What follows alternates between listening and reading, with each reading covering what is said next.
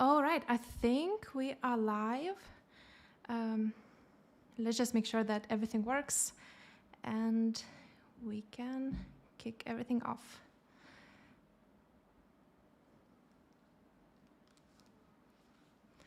Okay, I think we're good to go. So, hi everyone. Welcome to the day 2 of the Rasa Open Source 3.0 launch events. I am super happy about today because today we have 2 very exciting sessions with a bunch of people from the Rasa team. And we will have first office hours, which is happening right now for the next hour and 15 minutes or so. And after that, we will have another office hour session with more people from Rasa.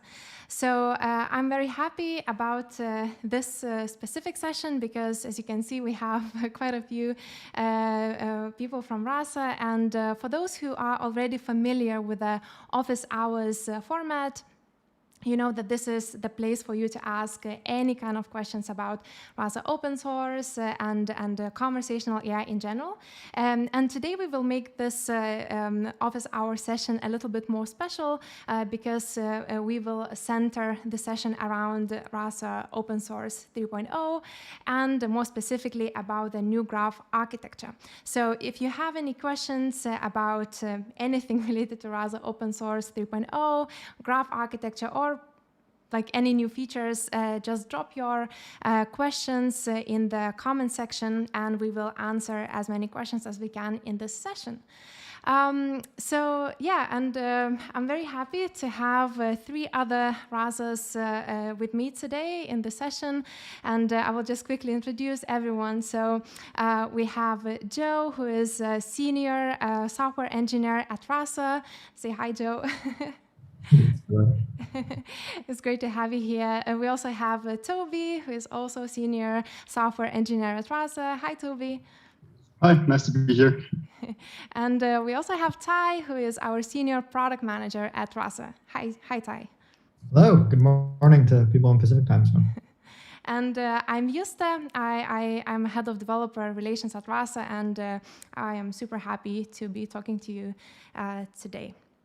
And yeah, once again, welcome everyone who are joining us from lots of different places around the world. So yeah, as we are waiting for questions to come in, and I really highly encourage everyone to send us questions. I think maybe we can just kick off our discussions and talk about the new graph architecture, which is a really exciting new addition to Rasa. And for those who had a chance to join the session yesterday, you already had a really nice introduction to this new feature. But for those who maybe joined us today for the first time, maybe Joe and Toby and Ty, maybe you can just give a very brief and quick refresher on what this new graph architecture is about and why this is an important addition to Rasa for our developers. Yeah, I can give it a shot. So yeah, the key thing here was that we started to realize that Rasa as a framework was built around core kind of model architectures and structures which we were starting to outgrow with the kind of models we wanted to build. The main one being end-to-end models. So these are models which can take user text and the policy can go directly from user text to a response without having to classify to an intent. This means that the kind of previous divide we had of an NLU pipeline, which did all the kind of entity extraction and intent classification, followed by the separate dialogue management, which was handled by the ensemble of policies, no longer really made sense because we were kind of like ending the architecture. So this informed our kind of decision to change the architecture of Rasa, and what we decided upon was to go for something graph-based.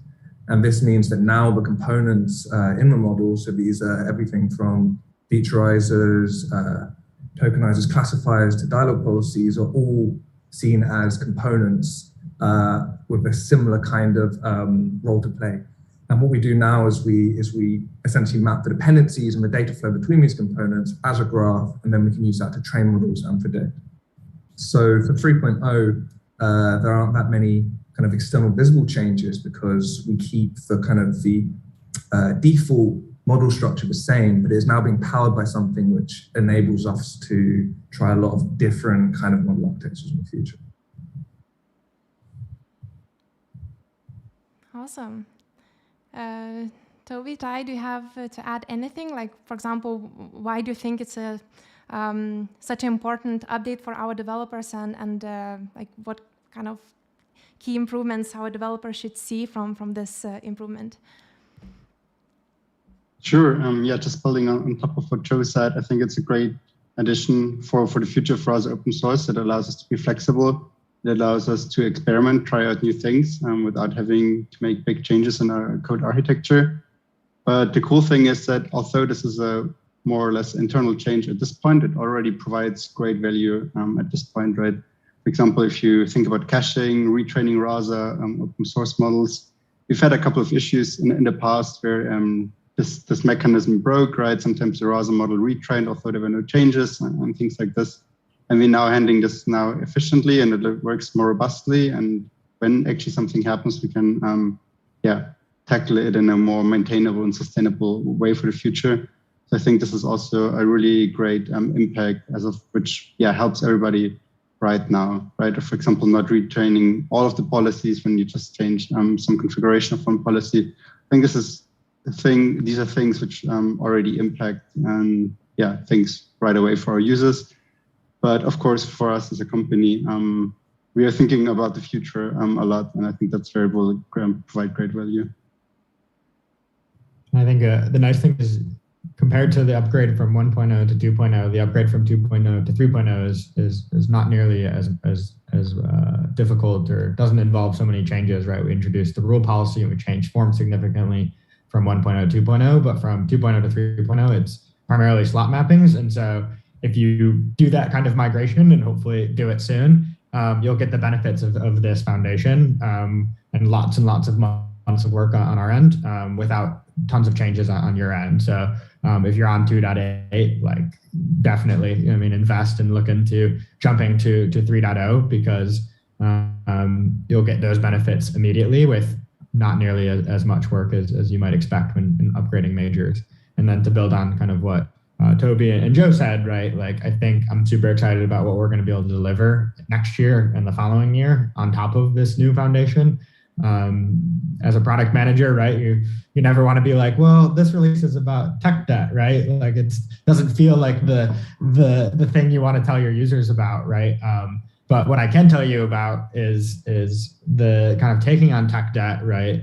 In this case, and not just taking on tech debt, but building a really strong foundation in the future is going to allow us, next year to be consistently delivering not only new features, but also features that are higher quality, that scale better, that are kind of built for the future in a way that Rasa hasn't been delivered. And so if you've ever been considering building on top of Rasa open source, now is the time to really do it from my perspective, because not only will we have those new model architectures, but the ones that we do deliver will be much better quality and be delivered faster and be much easier for us to maintain. And we'll be able to scale the team up in a way we haven't to support that. And we'll be able to support more community contributions in a way we haven't in the past, and so many things. And so I'm so excited about this foundation. Yeah, totally agree. I'm just looking at the questions, and I can see one that is actually very directly related to the graph architecture. So maybe we can start with that, and also we will take a few more that I already saw on the chat. And I will try to pronounce the name. Sorry if I do that incorrectly, but I think it's Yasmin asking, hello, could you please explain the new key recipe and its purpose? Maybe Joe, you would like to take this one. Yeah, good question. So the recipe is a new concept in 3.0, which determines the format of the config and the kind of model that we build from it. To begin with the first release of 3.0, we only have one recipe, and this is the default v1. And what this does is this just allows us to use the same config that we had in 2.8 with the 3.0 graph architecture. So internally in the code, we have the recipe is essentially a class which is a mapping from config, like you see in YAML, to graph schema. And the graph schema is a kind of data representation of the graph that we can then use to train and predict. The reason we have the key there, even though currently it's only default v1, is because moving forwards, if we want to have new recipes and new kind of architectures, we can have this specified by the recipe key. So we can have totally different config formats that work better for different recipes.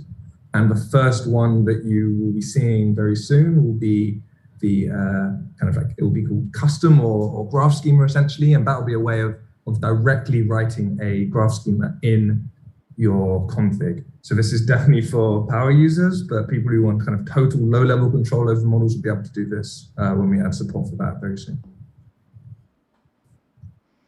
Awesome. And just to build on top of this one as well, would Rasa developers be able to build their own recipes as well? Yes. However, yes, once we've added support for new recipes, which we are currently working on at the end of this year, this will involve writing custom code. So it won't be kind of an easy beginner or even intermediate kind of task. This is more along the lines of, if you're writing your own policies, that maybe, potentially even more difficult because you're actually defining full structures of models, but it's definitely something possible. And of course, Rasa is open source, so it can be forked, changed, modified in any way by anyone. Awesome. Cool. Then we have, actually, it's a few questions from our community member, Christian, and he is asking, he's curious about restricting intent action selection, and he has a few questions, so maybe I'll just read them one by one and we can take it. So, is there any natural way to define conditions, say over slot values, under which an action may be considered?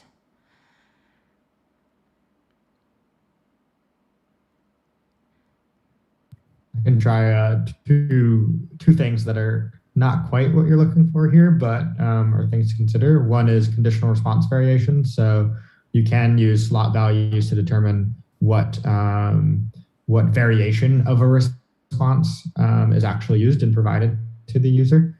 In that sense, right, the action is still going to predict that response, but that response can have some level of variation. So depending on what you're trying to achieve with what you're describing here, that might be something to look at. And then likewise, if you want to have more conditional things, you could also have it predict an action, and then within that action, use if-else logic to have it do potentially different things based on values and slots. And so that doesn't directly answer the question, but those are kind of two ways that, at least from my perspective, come to mind of how you might be able to achieve some of the things that what you're describing would likely include. I think other ways might entail, for example, writing a custom policy or bringing this a bit more into our architecture discussion. Now that we are very flexible with our architecture, I could also imagine that we, for example, have more sophisticated dialogue management policies, where we, for example, have one policy which actually takes the input from the other policies and takes a decision based on that, right? So we are way more flexible to actually incorporate that in our decision about the next action. Great, thank you. And there's a follow-up from Christian for Ty. Could there be a single variation with a condition that says when it's allowed? So it's building up on your answer.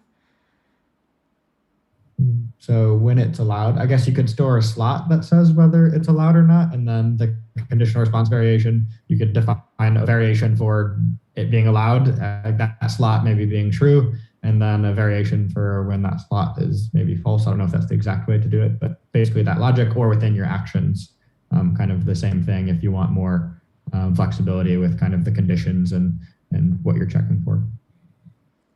Awesome. And there was a second part to Christian's question, saying that, for example, if I want, can I force only a subset of intents to be evaluated after a particular agent action is used? So is there anything you would add to cover this kind of situation? I've heard this request before from community users and customers. If I understand correctly, it's often in the case like where, say, your bot has buttons or user input and you want to restrict, say, the intent classification to only the intents that are offered within in the buttons. Currently, that isn't part of the default way that Rasa works, but it is something that we have heard, and the research team is definitely looking into kind of ways that we can allow people to build more effective bots, right, that handle a situation like that. And if you have a situation that isn't that, where you want to restrict what intents are being used by the model, I'd love to hear about it and use that as input for our research team to be able to make progress on helping you to build a better system.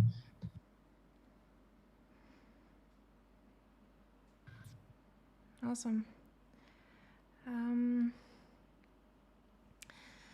And we have another question from Yasmin, also related to the new architecture. And the question is, with the new architecture, could we change the NLU threshold of a fallback classifier without retraining the whole pipeline? Anyone who would like to take it? Yeah, exactly. So now when we look at a component and whether a component has to retrain, then we look at what input does this component receive, for example, from previous components. And the fallback classifier doesn't really depend on anything, right? It only depends on its own configuration. So in this case, we only look at the configuration. So if this changes, then we retrain. So in this case, it actually doesn't even need retraining. It just does nothing. So all the other policies or classifiers don't have to retrain in this case. Yeah, this is exactly one of these like nice, like obvious things, and which were very hard in the previous architecture, which are now very easy in the new architecture.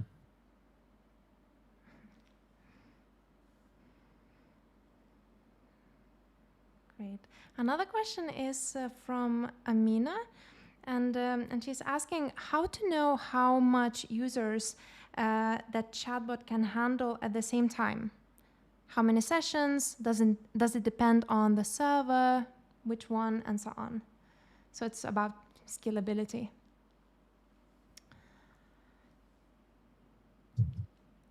Yeah, I'd say that this is very dependent on the use case. So it's dependent on the kind of model, the kind of conversations, like how long the sessions are, for example, the kind of, and also the kind of like how it's deployed, essentially. That being said, we are starting a big concerted effort at Rasa to do a lot more performance testing and get these kind of metrics and numbers where we'll be able to give much kind of better indication and predictions of how these things will work in realistic scenarios. Awesome. Cool. As we're waiting for more questions to come in, and once again, I encourage everyone who's watching, post any questions or maybe feedback, especially if you already tried out the Rasa 3.0, let us know what you think. But maybe we can talk a little bit more about the new graph architecture and the details about it. So I think what would be useful for people to understand a little bit better, and maybe Joe or Toby, you can both go a little bit more into detail, like what does it mean that Rasa open source separates the model and framework architectures, and how to understand this concept a little bit more? I can start. So what I take from this question is that before the architectural model, so what I described before, the NLU pipeline and the policy ensemble was essentially written in Python code in the code base. This means that whenever we wanted to make a change, we had to write more code and make more complicated branches and more parameters and essentially messier code. But now we have it represented by the graph schema. This is entirely separate from the code base. This is data. It's essentially a dictionary which represents the structure of it. And this is why now we'll be able to experiment and try new things without having to make big changes throughout the whole code base.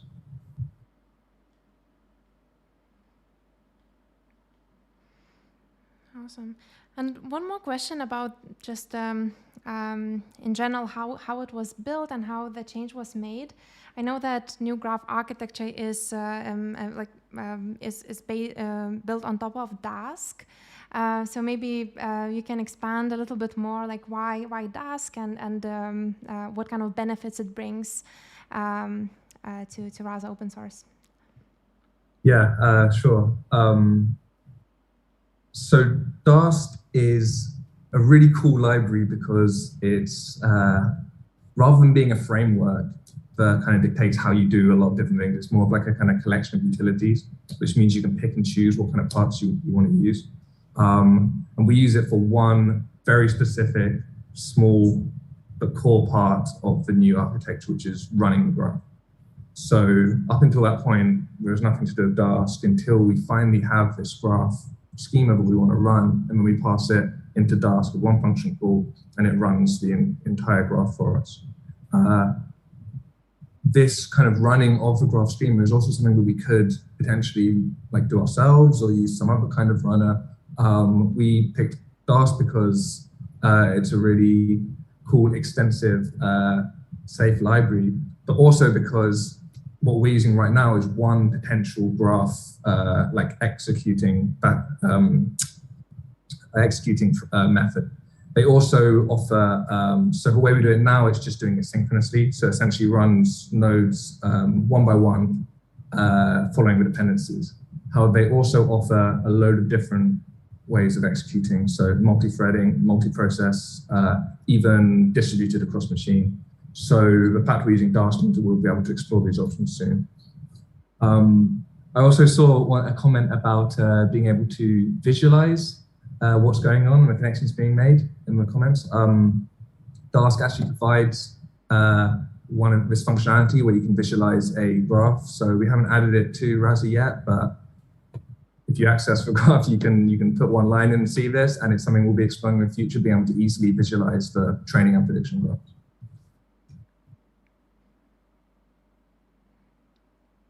Awesome.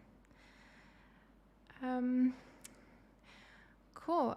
So we have a few more questions now, so I guess we can take the community's questions. Again, apologies if I pronounced the name incorrectly. I think it's Vipul asking, it's not related to Rasa 3.0, but what are the scenarios that sub-intent is useful? Is there a guide on best practices of designing mapping utterances to intents and entities?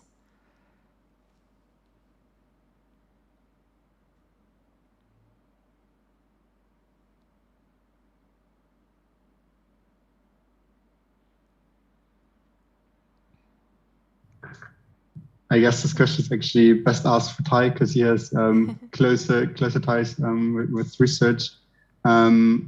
I actually would need some actual details on what a sub-intent is and in which use case. Yeah, I would agree with that in the sense that at this point, Rasa doesn't support sub-intents for generally. You could look at, I would say, the response selector, which is intended to be used for frequently asked questions.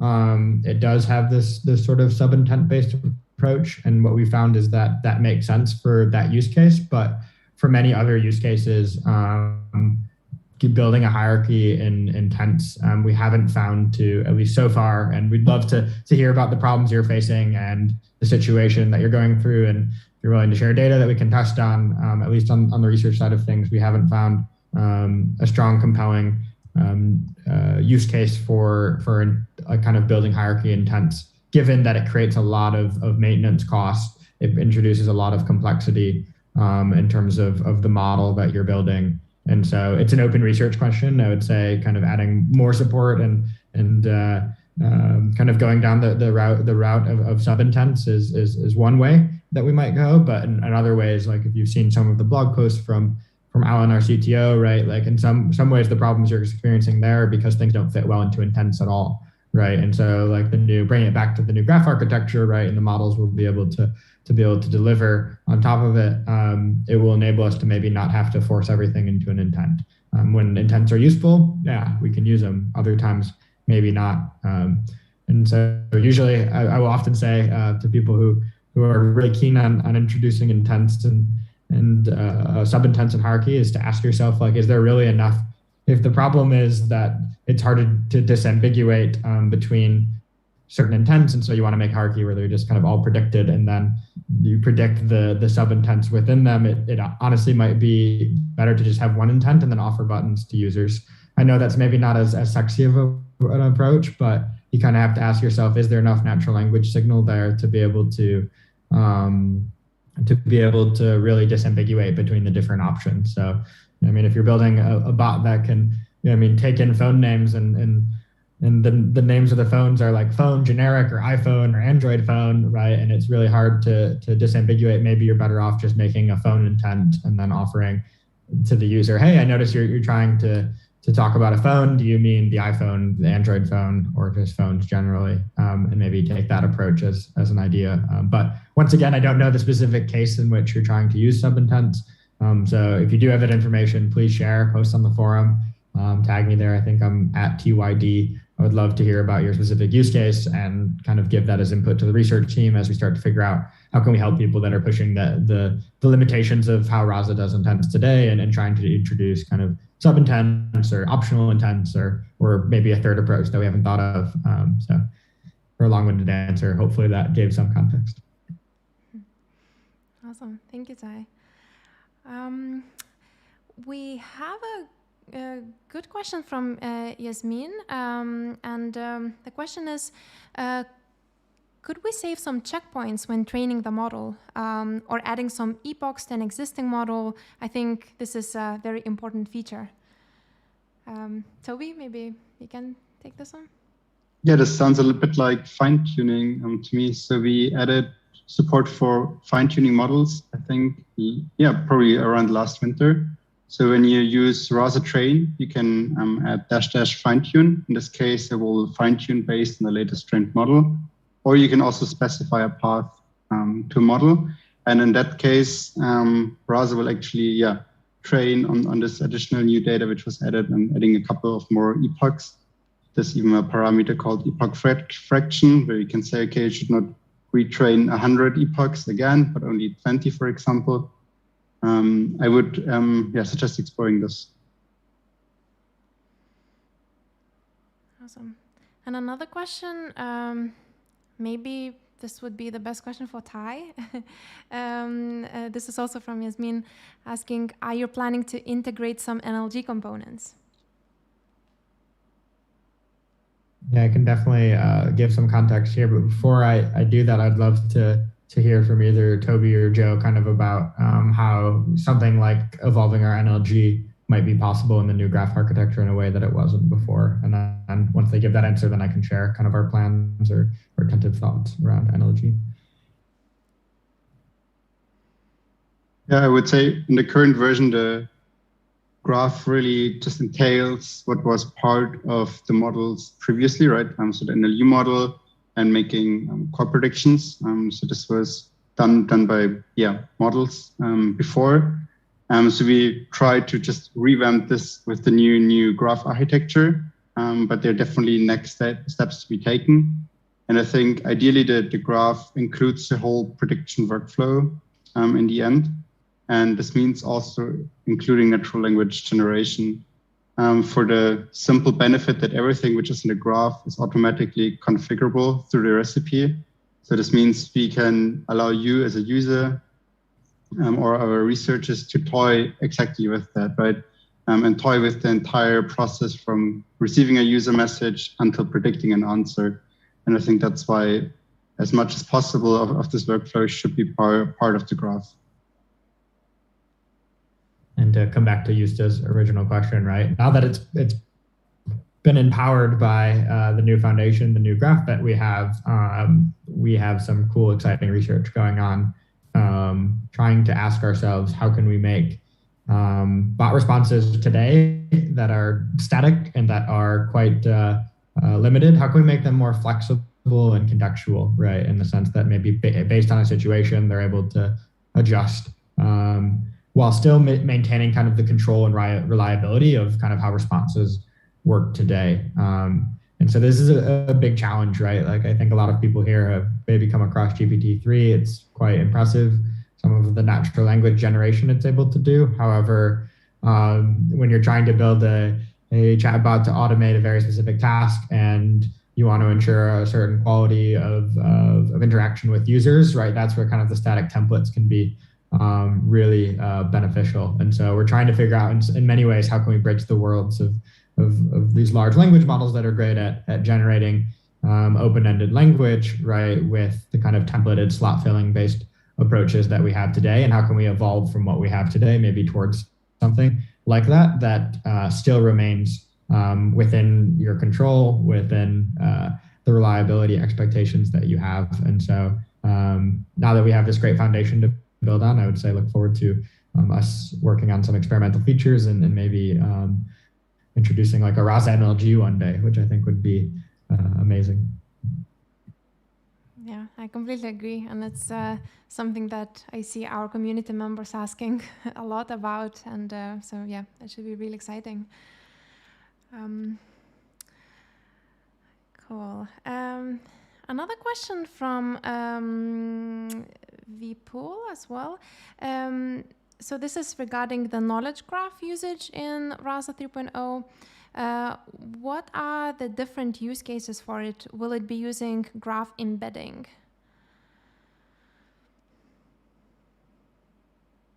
Maybe Joe, you could chime in on this? As far as I'm aware, the using of graph databases for knowledge bases is not something that would overlap naturally with the kind of graph architecture of Rasa. So I think that would be handled in a similar way, but it is obviously exactly the same way.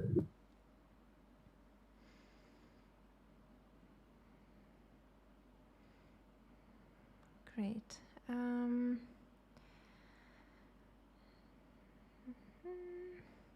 Well, that's an interesting question from Amina. What tools do you use to test the chatbot? And I think actually some of the additions that we just made to Rasa Open Source 3.0 could actually contribute.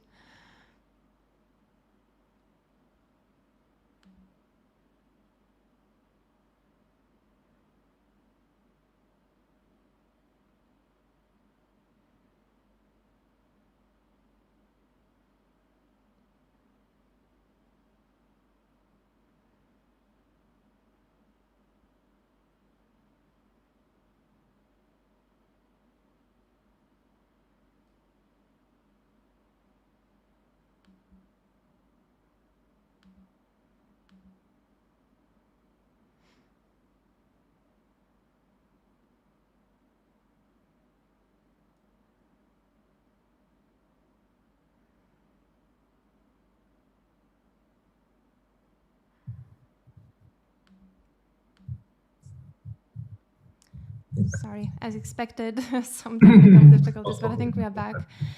So I will just repeat my question.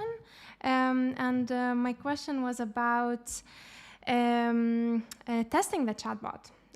So Amina asked, what tools do you guys use to test the chatbot? So I think we actually made some updates to the Rasa 3.0 that would actually contribute to this.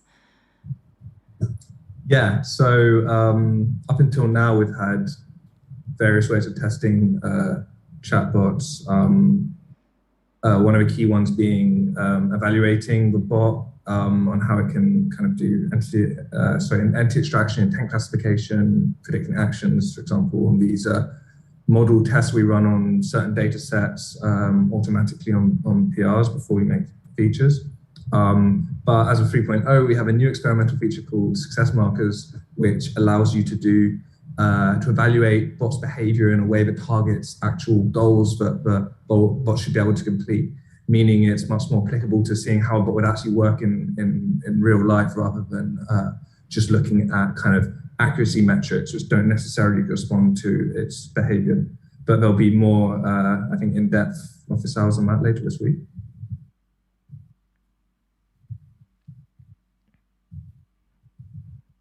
Yeah, awesome. Yeah, and I think the session about markers will be happening tomorrow, so definitely make sure to join that. I think there will be lots of interesting details about that, and you will have a chance to ask even more in-depth questions about this feature. Cool. Next question is from Hazem, and he says, hi from Cairo. Hi, Hazem.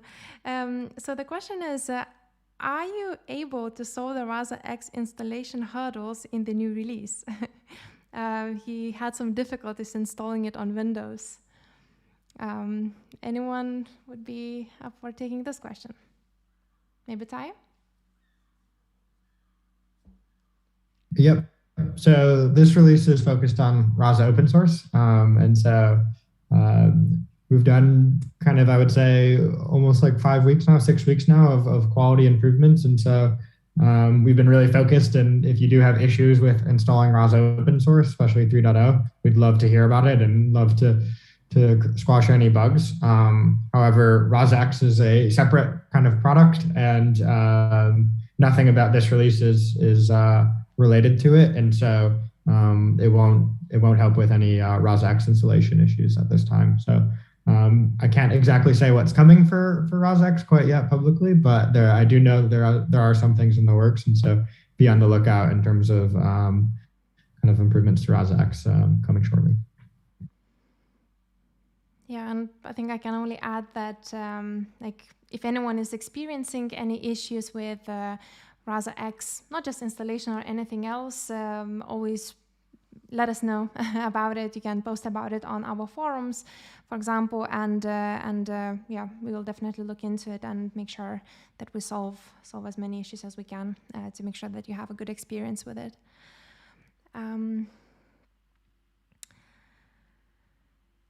Cool. Another interesting question from Yasmin. And this is related to end-to-end training.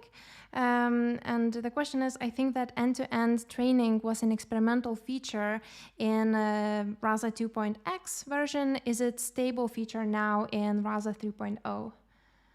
Maybe Ty as well, maybe you could take this question? Yeah, definitely. So Rasa end-to-end learning remains an experimental feature in 3.0.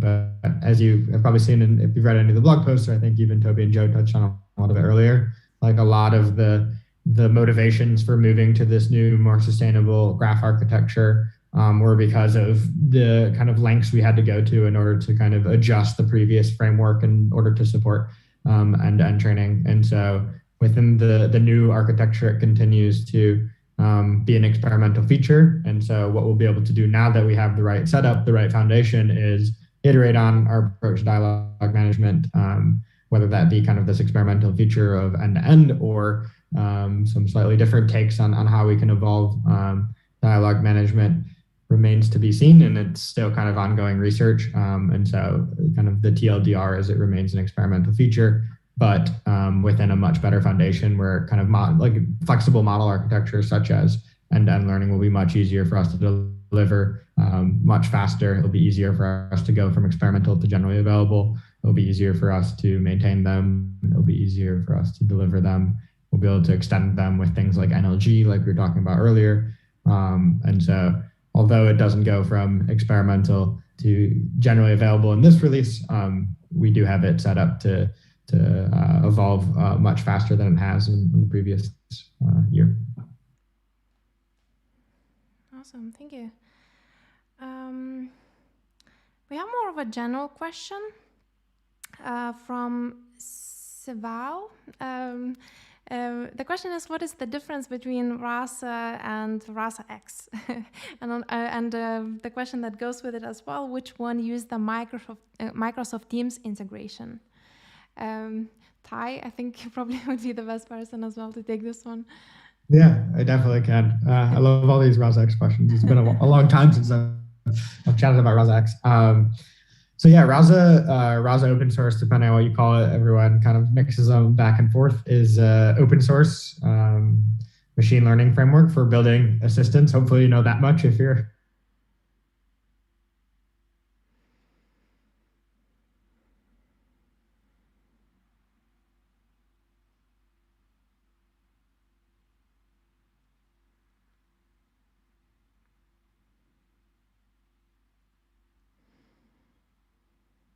conversation-driven development.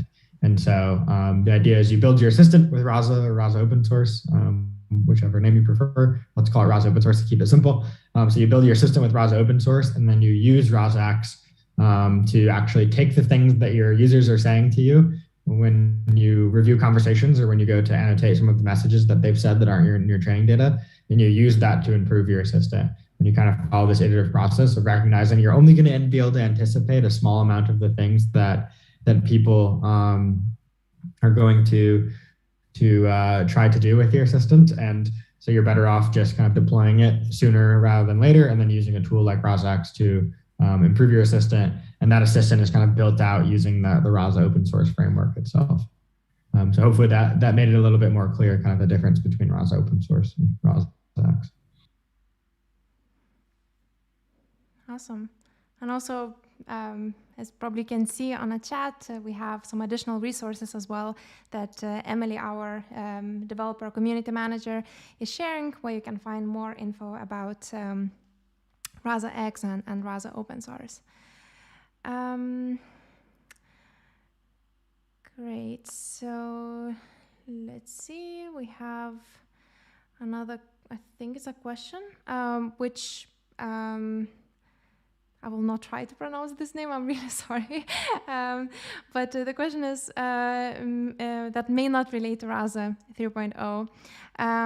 But our community member wants a chatbot to sporadically notify the user when a new event arrives. Say when there is a new email in their inbox, and ask if they want to view it. This action may interfere with the ongoing conversation flow between the chatbot and the user. Is there any elegant way to implement this feature in a single chatbot? I think I can answer that because I actually implemented the first version of this. So in the documentation, it's actually called external events, and the way I would implement it, if I'd be you, then I would have some external component, which actually, for example, checks the email API or the database for anything new to happen. And then you can call the Rasa open source API for triggering external events. And then this will actually send a message to the user. So this is, for example, for things like sensors or new events happening from the outside. The thing you should consider is that not every channel actually supports reaching out to the user, right? If you think of an HTTP request, then this connection to the user only lasts so long as they can send the message and retrieve the answer. So you need a channel which actually supports that, for example, channels like Facebook Messenger, for example, or if you have things like socket connections, these all support that. So it depends really a bit on like how your users are connected to your chatbot.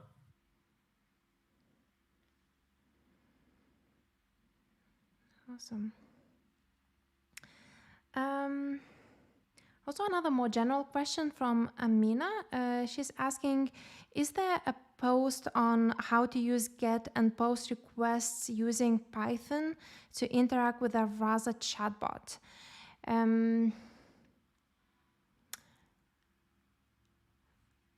I think we definitely have sections about that on the docs. I'm not sure if we have any specific blog posts just yet, but I will have a look, and if I find anything, I will post links to the chat here.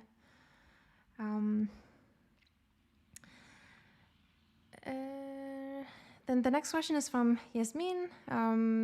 Regarding language model featurizer, there are some LM supported in the doc, but we cannot use any model from Hugging Face, especially for low resource languages. Are there any improvements on that?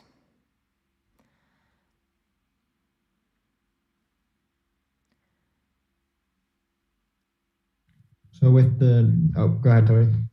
I just wanted to say that I believe Vincent added support for the latest Spacey version a couple of months back, and Spacey actually supports a really wide variety of different languages. So this might be helpful in your case. Yeah, and I don't think as part of the 3.0 release, we did any sort of additional support for further models from Hugging Face beyond the ones that the language model featurizer supports. However, like we've kind of been talking about, to emphasize again with the new graph architecture, you'll be able to add your own recipes, and you'll be able to, I mean, it's an advanced usage, admittedly, but you would be able to build your own recipes that could take advantage of models that Rasa doesn't necessarily out of the box support. And so I would definitely look that route if, kind of like what Toby mentioned, the Spacey route doesn't work.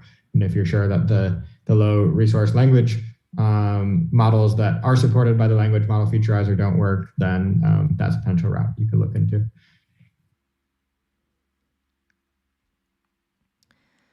Great. The next question is from Adam. And his question is about unfeaturized slot deprecation. So basically the question is why this slot type was deprecated. There is a follow-up question, how to achieve this removed feature now for the requested slot. Ty, maybe you could take this over, or anyone else who would like to chime in? Yeah, I'm curious if Joe or Toby has more context, but I guess, what do we mean by deprecating an unfeaturized slot? I think Ty, what the user is referring to, that we used to have this, we have different slot types, right? We have text slots, we have Boolean slots, we have list slots. And one of the slot types used to be unfeaturized. And we've received quite a lot of user feedback that they wanted to make a text slot unfeaturized, or they want to make a bool slot unfeaturized. And then we used to respond, take the unfeaturized slot, which kind of captured all data types. And this was weird for the users, right? We received the feedback from. So what we actually did is remove support for the unfeaturized slot. But now you can use all of these different slot types, for example, text slot, Boolean slot, or list slot, and set them a flag, a parameter called influence conversation, and you can set that to true or false. So you can now make every slot type featurized or unfeaturized. And we did that because we've received user feedback that the old way was confusing. And yeah, and if you don't know what type your slot is, then there's also the slot type called any slot, which literally can kind of capture every data type, but is always unfeaturized because we don't know in this case how to featurize arbitrary data structure. Yeah, so to emphasize, like, we didn't necessarily deprecate the concept of unfeaturized slots. It's just we adjusted kind of the abstractions we offer. So it's still possible to have unfeaturized slots. Yeah, and also speaking about slots, I just wanted to take an opportunity to mention that the next session of office hours that is happening in under 40 minutes from now, will be focused on slots, new features, slot mappings, but also any kind of questions that you have about slots. You can also ask them in that session as well.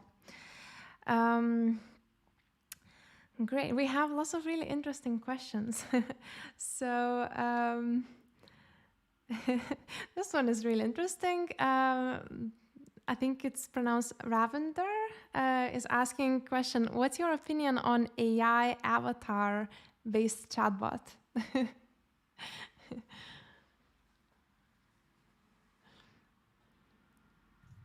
I can give it a shot. Obviously, this is my personal opinion, but I definitely am more of the opinion of even calling it a conversational interface. I don't even like to use the word AI, or artificial intelligence, because I think it is a very loaded word that doesn't mean a whole lot. And I also am not a big fan of the personification of kind of these interfaces. From my opinion, it's a way of interacting with software that is a little bit different, but is quite similar to how we maybe interact via graphical user interfaces. And so I prefer kind of keeping them to be more kind of in this frame of conversational interfaces. But that's my personal opinion. I know maybe that's not as fun for people who do like to make avatars or give their bots kind of personalities and names and things like that. But since this question was opinion question, I will share mine, which is my preference is to keep it as an interface and make it clear to all users that it is an interface. And ideally, it's a more efficient and more useful interface, and they're choosing to do that instead of use a mobile app instead of a website as a result. And it doesn't give any misleading implications or views or perceptions that it's capable of anything more than the narrow kind of task it's been trained to be built for, which I think often the AI avatars can have that impact for people, or even giving them names and personalities. From my perspective, they do not have, like, today's chatbots are nowhere near kind of like the complexity of the brains that human beings have, and as a result don't have the kind of agency and consciousness that we get out of interacting with other people. And so for that reason, I tend to stay away from AI avatars personally.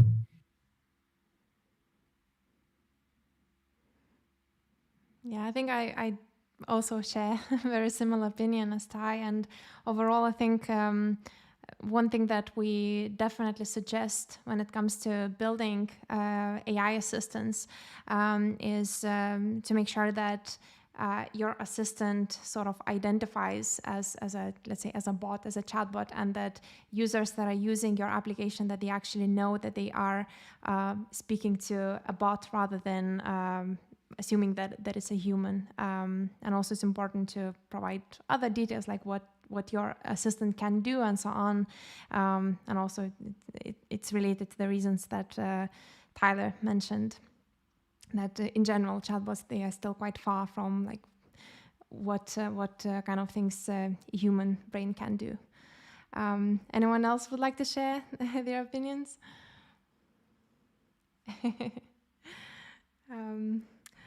Cool. I think we definitely have a few more questions. So Vikash is asking, is there anything new in supporting Indian languages, or at least Indian language?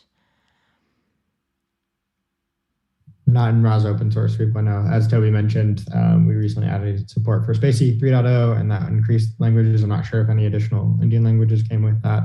There's also a really great blog post, maybe we can throw in the chat, from Vincent about especially like non-English languages, that I think came out maybe 2 months ago or 3 months ago. I don't know, it's hard to remember time, but that's a really good place to start. And I'd love to hear about in many ways, especially for what English language or which English languages you're trying to support, and how Rasa can do a better job of enabling you to build conversational interfaces for those languages.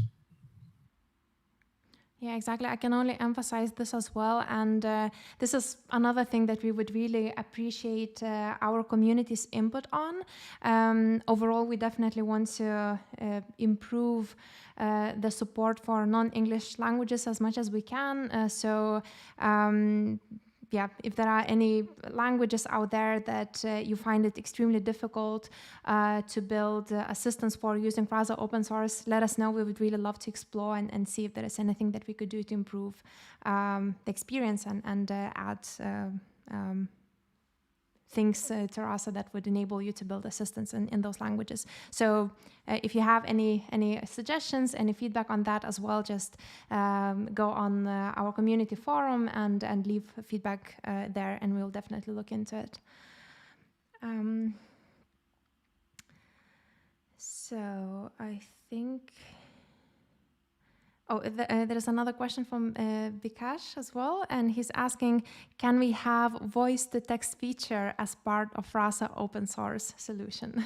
Very common question from our community members. So Ty, maybe you could jump in on this one as well.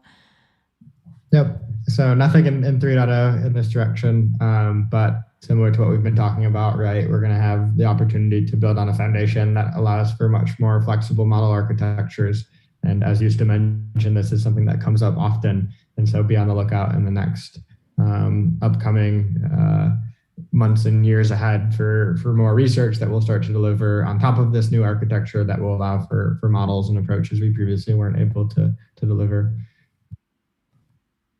There's also a new channel connector called Tell Your Voice, which was added maybe 3 or 4 months back. So I'm not sure if this works for your use case, but maybe worth exploring.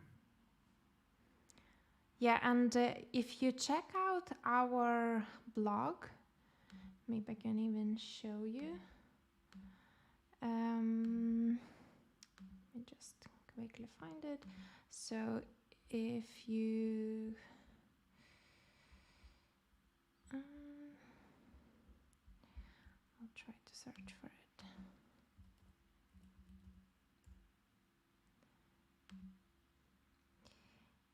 Yeah, I think I got it. So if you go to our blog, which is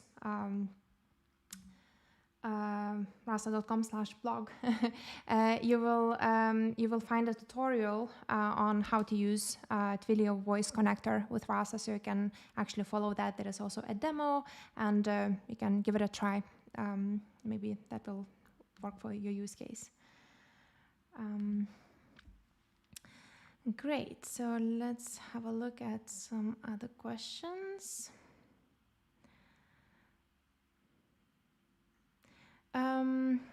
Another question is from Seraph, and the question is it possible to build a distributed chatbot where training is done by multiple machines?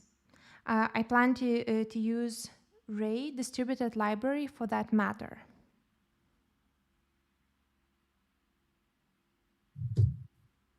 So we're definitely much closer to this, but it also depends on what you mean by distributed.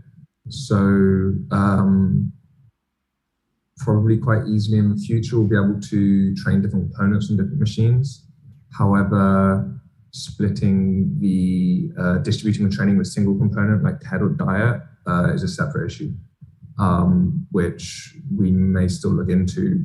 We don't know if it's necessarily like the right approach, but we did some very, very preliminary kind of tests with Darst over multiple processes.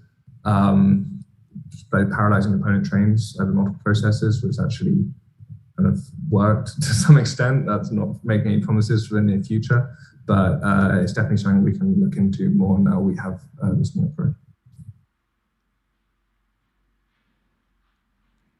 Awesome.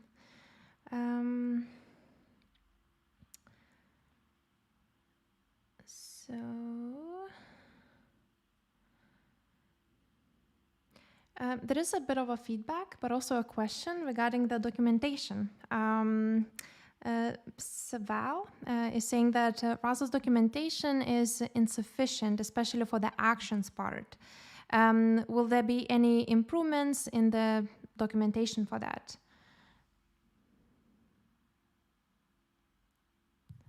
So in 3.0, we moved to a kind of a new approach with docs, as you might have mentioned, might have seen if you've been part of the Rasa docs before, like in 2.0, where you'd have to go to the right minor that you wanted.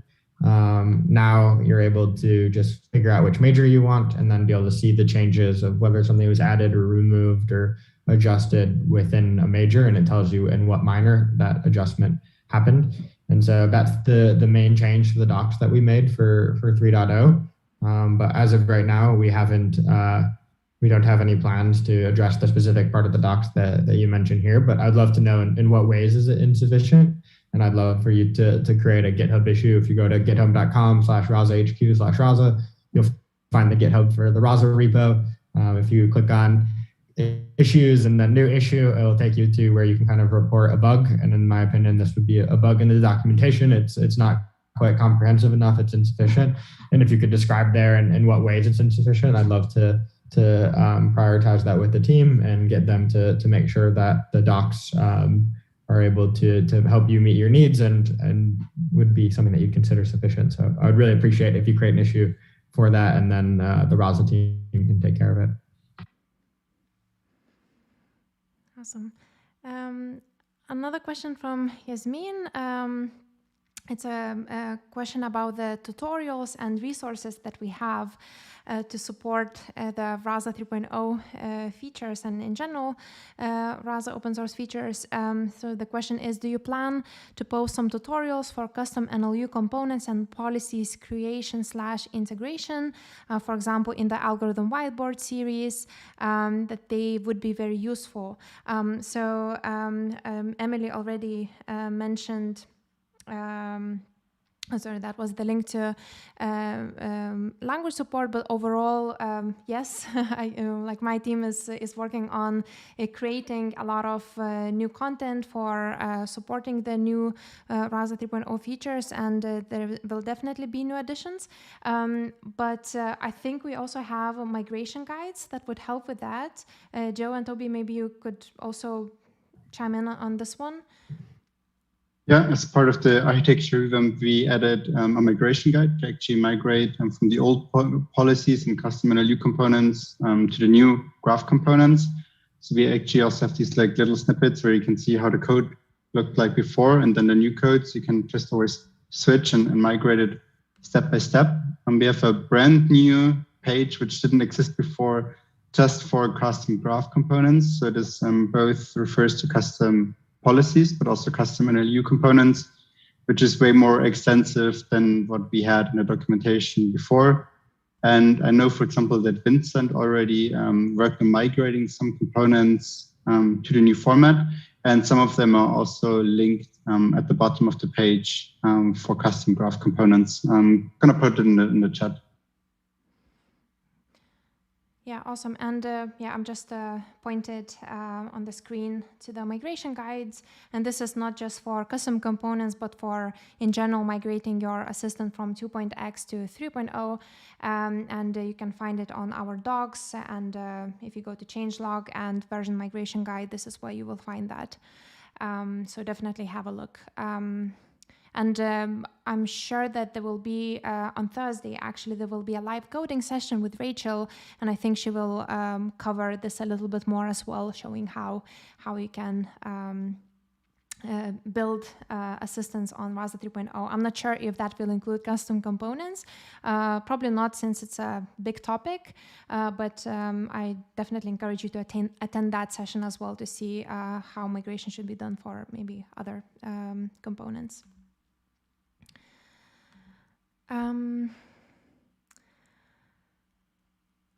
Cool. So we still have about 10 minutes, so we can take a few more questions. Thomas is asking, so he's curious if Rasa has any opinions about Stanford's Worldwide Voice Web opportunity for collaboration, since it is also an open project.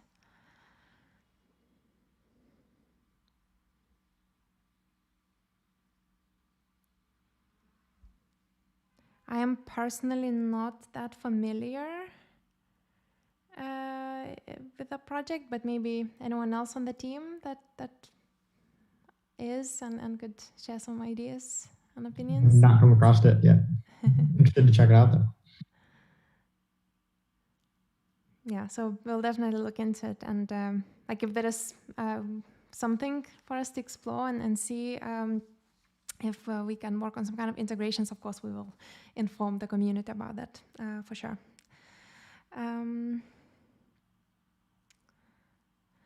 Another question from Yasmin, and the question is, if there is a conflict between end-to-end and NLU pipeline, which one has the highest priority? I'm not sure on the specifics, but I think it's based on confidence of both predictions. So, and it will pick. So, but you'll be able to see both in the tracker as well. Great. And another question from Adam, which I think is related to our previous discussion about unfeaturized slot. So since it's not possible to set influence conversation to true for any slot, and any here is the slot type, how to achieve unfeaturized for this scenario? Actually, already responded in the chat. Slot of types any are unfeaturized by default, so you don't have to set anything. It should just work out of the box.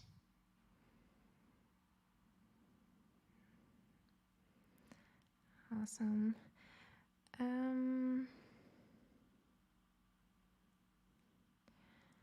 And we have a question from Proxima. Can you add some details for adding new language? So I think this is for, if I understand, this is for spoken languages.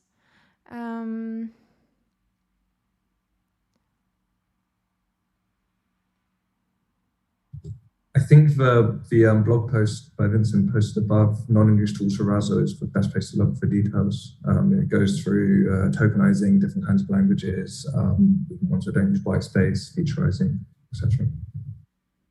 Yeah, I agree. And the next question is from Bikash. Can you explain more about bot retrain as pipeline? Without Rasa restart, can we deploy newly trained model? So if you look, for example, on like how Rasa X does it, right, and how most of our customers have deployed their chatbots, then you would usually use a so-called model server, which is also documented in our documentation, which provides the models to Rasa open source. And Rasa open source would, check you can also specify that in the model server settings, how often Rasa open source actually checks in with this model server and asks whether there is a new model. So ideally, when you train a new model, then you put this to your model server so that your model server provides this, and then Rasa open source would just load it completely automatically.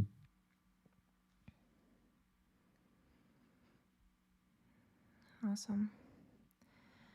So I think we have 5 more minutes. So if anyone else has some burning questions about graph architecture or anything Rasa open source 3.0 or Rasa open source in general, drop the questions in the chat and we will pick them up. As one of my very last questions, we did talk about some resources, but I think one question that I wanted to touch on regarding the new graph architecture is migration overall, just high level. With all the changes that we made with the introduction of the new graph architecture, is there anything specific for Rasa developers to keep in mind? Is there anything that has to be migrated manually? Are there any breaking changes for developers to think about? I think the real key thing to keep in mind is if you have custom components or policies, then you actually have to make changes to the code. The other changes are pretty minor, like adding a recipe to the config, for example, is mainly internal changes. And for the custom components, as Toby mentioned, he wrote a fantastic migration guide detailing really clearly how to make those changes. Awesome. There is a very intriguing question, and I think I'll pass this question to Ty from Christian. What's coming for Rasa Open Source 4.0? I love this question. Before 3.0 is even out, I was already asking the team this question, right? And we have some exciting stuff kind of coming next year, which is when we would expect 4.0 to land. Not quite able to share any of it yet, but think about improvements to how your assistants are able to understand natural language. Think about improvements to how your assistants are able to select the next best action, right? Think about improvements to say what responses they give, right? NLU, dialogue management, NLG. These are the evergreen problems that at Rasa we work on, and that we hope now that we have this graph architecture, right, we're able to deliver much better, more sustainable features faster in the next year towards these 3 main things. And so be on the lookout for some of them to land in minors along the way throughout the year and in 4.0 next year. Awesome. And very last question that I will take from the chat, it's from Vin, and Vin has been using a custom tokenizer for Japanese language-based bot. would a significant change to be required for this? Changes will be required. I wouldn't say significant. The key points are you need to now inherit from a new base class called graph component. And there are a couple of methods you need to implement. So you might need to change some method names. And the main other thing is that we've changed how persistence works for components. So we now have a new object called model storage that we use to save and load trained artifacts. If your tokenizer doesn't actually train, then it's going to be way easier. But if it does, it's still not very, very difficult. You still write files in the same way, but it just kind of unifies it. And yeah, this is all in the guide we mentioned before. Great. So I think we have to wrap up, but it's been amazing to hang out with you guys, and thank you everyone for joining. Before we go, I will just quickly highlight what's coming next. Today we have another session, as I have mentioned, and this session will be with Rachel, our senior developer advocate, Anka, and Alexander, and they will do another session of Rasa office hours. So all the questions that we haven't have enough time to cover in this session, please bring them to the next one, and I'm sure they will be covered there. And this upcoming session that is starting very soon will be focused on global slot mappings feature. So anything related to this new addition to the Rasa open source 3.0, or in general related to slots, please bring your questions to this session. And also, it's still not the end for all the Rasa 3.0 launch events. We still have a few days of really exciting things that will be happening. Tomorrow, we will have a session with Asil focused on markers. Feature. On Thursday, we will have live coding session with Rachel, and on Friday, we will have a very exciting session focused on community contributions and people that were involved in testing of the Rasa 3.0, and lots of exciting updates on community side. So definitely join those sessions as well. And the very last point that I wanted to mention is that we are working on creating new tutorials, videos, and in general educational content that hopefully will help you migrate your assistants to Rasa 3.0, or in general get started with Rasa open source easier. So we will publish them on our blog, on our YouTube channel, so keep an eye on that. And also wanted to mention that we have this still fairly new project called Rasa Learning Center, which you can find on learning.rasa.com, and this is where we will share a lot of educational content in a structured course-like manner, and we are already updating quite a few existing courses there as well. So keep an eye on all this, yeah, thank you so much for hanging out with us. I had a really nice time. Thank you so much for really great questions. Thank you, Joe, Toby, and Ty for joining me today. And yeah, I will see you all very soon. Thank you, guys. Bye-bye. Thanks, Juste. Thanks, Toby.